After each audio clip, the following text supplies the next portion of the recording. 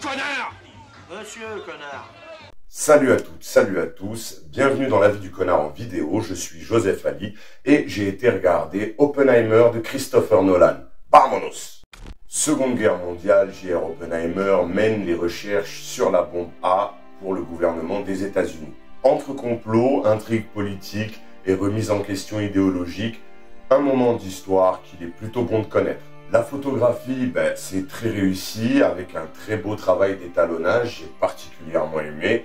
Il y a de très beaux plans, j'ai beaucoup aimé la gestion des différents étalonnages et des différents traitements. Et en fait, il y a 3 thèmes qui sont bien distincts et non seulement la photographie est belle, mais elle permet aussi de nous distinguer en termes d'époque et de période où on est. Donc franchement, photographie excellente. On a une bonne réalisation où on revient un petit peu aux fondamentaux du réalisateur.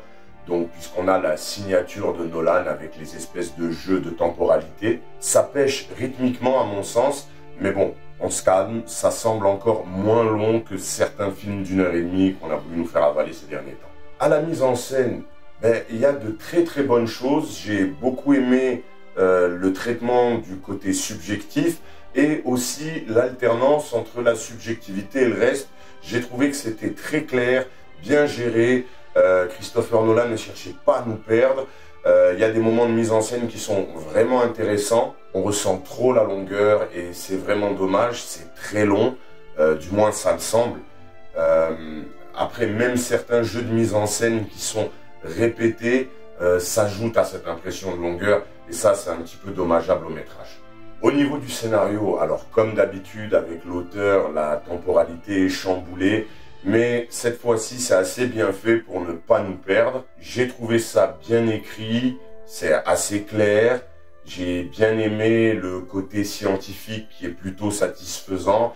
On arrive bien à ressentir le côté paradoxal d'Oppenheimer qui transpire bien du récit. Donc j'ai trouvé que le script était plutôt intéressant et plutôt bien écrit. Au casting, alors là, il y a vraiment du beau monde. Bon, déjà, Cillian Murphy dans le rôle titre, il fait un excellent travail et je trouve que le choix de cet acteur a été judicieux parce que ça colle totalement à son style.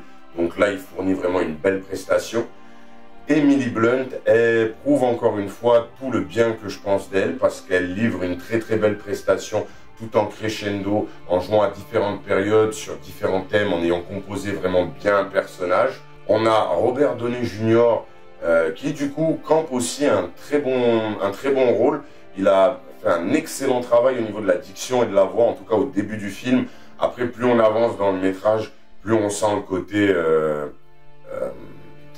le côté Robert Downey Jr. un petit peu cabotin comme ça, mais sinon j'ai vraiment apprécié son travail au niveau de la diction et au niveau du changement de tonalité léger de la voix qu'il y a au début. Matt Damon, qui est dans un rôle surprenant, mais finalement, je trouve qu'il s'en sort plutôt bien.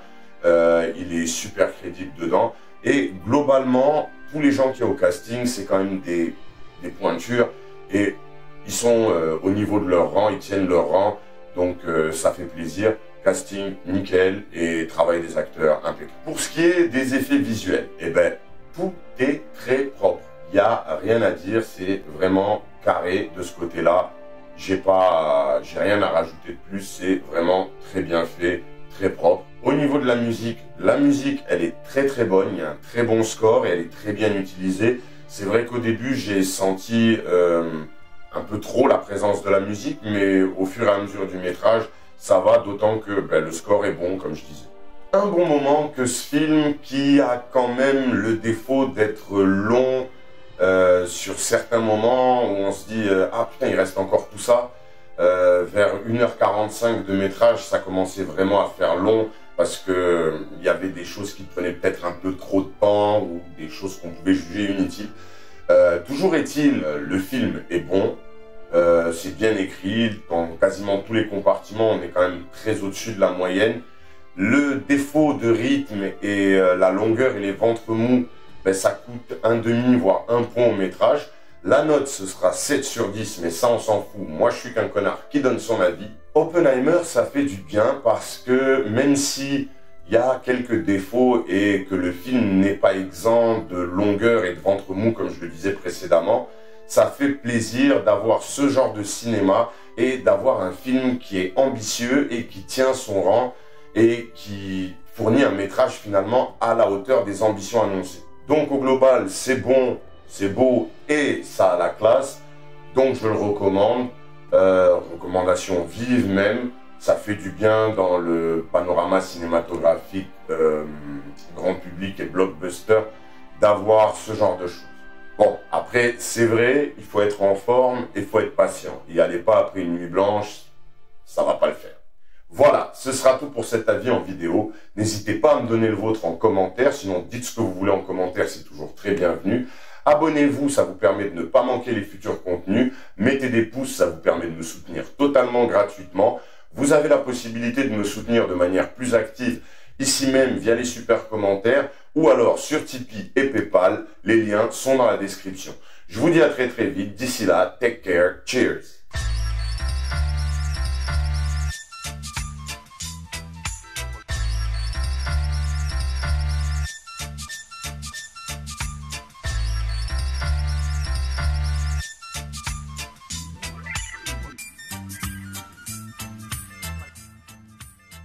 Oh.